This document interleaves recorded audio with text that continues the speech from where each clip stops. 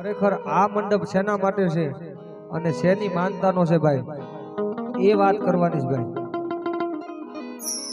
કારણ કે અમારા ભોલાભાઈની દીકરી જીયાનસી માત્ર જેને 3 વર્ષની ઉંમર, એક કાચું ફૂલડું કહેવાય ભાઈ. હે અહીંથી બોટાદ ખરીદી કરવા જતા હતા અને રસ્તામાં એમ કહેવાય કે એક્સિડન્ટ થાય ભાઈ. માડી એમ કહેવાય કે પોતાની દીકરી એક ના એક પોતાની દીકરીના આંખની અંદર કાચ કરી ગયો છે અને પોતાના જેના અમારા ભોલાભાઈના હાથ થરથર થરું છે ભાઈ.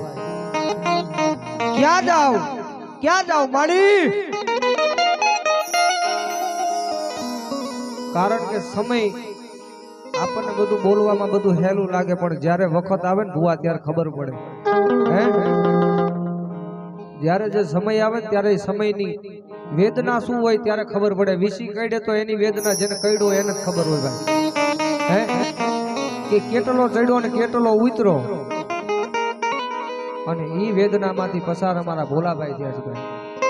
હે એ પોતાના ફૂલડાને લઈને એમ કહેવાય બોટાદના દવાખાનામાં જઈને એટલું કીધું, સાહેબ મારું નાનું એવું ફૂલ છે, હે એ જેની આંખમાં કાચ કરી ગયો છે. ડોક્ટરે પોતે ચેક કરીને એટલું કીધું કે આ મારા ગજા બારની વાત છે ભાઈ. હે કે આને તો કોઈ કેવું ધર્મ હોય તો એનું હાથ ચાલે, તો એનું બાવડું ચાલે તો બચે ભાઈ.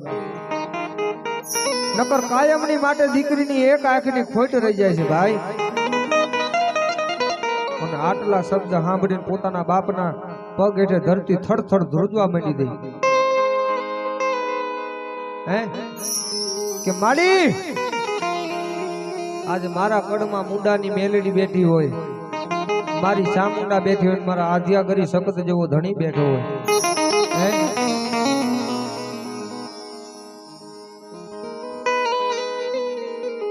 માડી ક્યાં જાવ?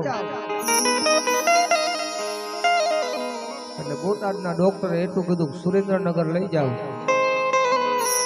અને કહેવાય કે પોતાના દીકરીને હાથની હથેળીમાં લઈ અને મારા ભોલાભાઈ સુરેન્દ્રનગર હોસ્પિટલમાં આવ્યા. સુરેન્દ્રનગરના ડોક્ટરે ચેક કરીને એટલું કીધું, ભાઈ એ ટાઈમ થઈ ગયો, આંખની માલમાં કાચ હતો, એનું ઝેર પડી ગયું આંખમાં.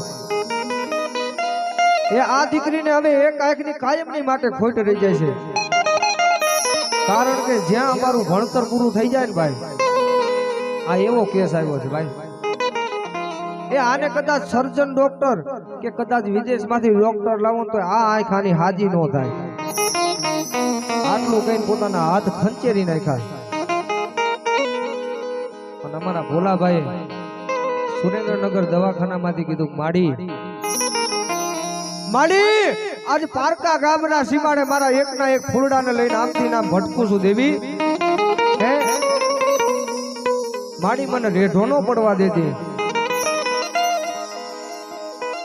અને ત્યાંથી એમ કહેવાય કે સુરેન્દ્રનગરના ડોક્ટરે હાથ ખંચેરી નાખ્યા ને ત્યાંથી પોતાના એકના એક ફૂલડાને લઈ અમદાવાદ હોસ્પિટલમાં ગયા. એટલે અમદાવાદના ડોક્ટરે હાથ બાવડા ખંચેરી નાખ્યા, ભાઈ કાંઈ થાય એવું નથી. હે કે દુનિયામાં કોઈ પણ ડોક્ટર પાસે લઈ જાવ કાંઈ નથી થાય એવું. કે અમારું જે કાંઈ ગજુ હતું, અમારું જે કાંઈ ભણતર હતું, અમારું ભણતર કાંઈ કામ લાગે એવું નથી. એટલે ત્યાંથી દીકરીને લઈ અને તરત ને તરત ભુવાને ફોન કર્યો. જ્યારે સુરેન્દ્રનગર થી અમદાવાદ જવા નીકળ્યા ને, હે ત્યારે કડના ભુવાને ફોન કરીને એટલું કીધું કે ભુવા કે મારું એક ના એક ફૂલ હતું,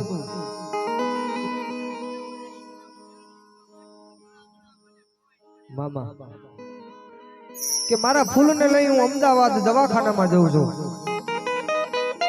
એટલે ભુવા પોતાના ધંધે હતા, પોતાની હોટલે હતા, પોતાનું ચાનું 2-3 લીટરનું તપેલું ભરેલું. વસ્તીમાં જે ભુવા હોય ને, હે બધાને ખબર છે ભુવા હોય ને, ભુવા એને કડવા શબ્દે સાંભળવા પડે ને મીઠાઈ સાંભળવા પડે ને ઝેરના ઘૂંટડા પીને રહેવું પડે અને દુઃખ વસ્તીમાં હોય તો ભુવાને પોતાનું દુઃખ હોય એવું સમજીને રહેવું પડે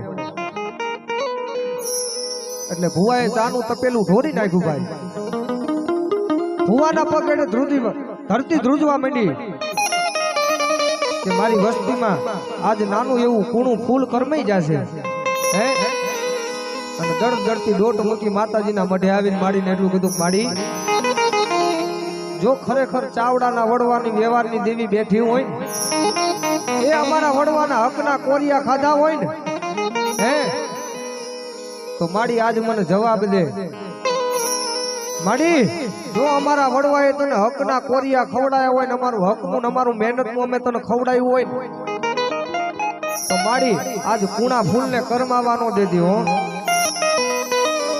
અને આટલું કેતા ભુવાની આંખમાંથી દળદળ આહુડાની ધાર વહી ગયો માડી કે આજ નહીં પણ કાલ હવારે કુવાસી દીકરી છે માં એ તારી કળોઈને કાંઈક થાય છે તો વસ્તીમાં કાળો ડાઘ લાગી જશે માડી અને આટલું કહેતા માતાજી ચામુંડાએ મારી આધ્યા કરી શકે તો જવાબ કર્યો કે બેટા હે કે મારા ભુવા કે આજ મને ચામુંડાના આધ્યા કરી શકત અને ટપોરો કર્યો છે ને હે પણ જા ગાંડા હું ચામુંડાને આધ્યા કરી શકત તો ભેડી છું પણ આ કામ હું મારી મુંડાની કાળી નાગણી મેલડીને હોબું છું 5 મિનિટ રોન ભાઈ વાત નો દોર આપો વીતી જાય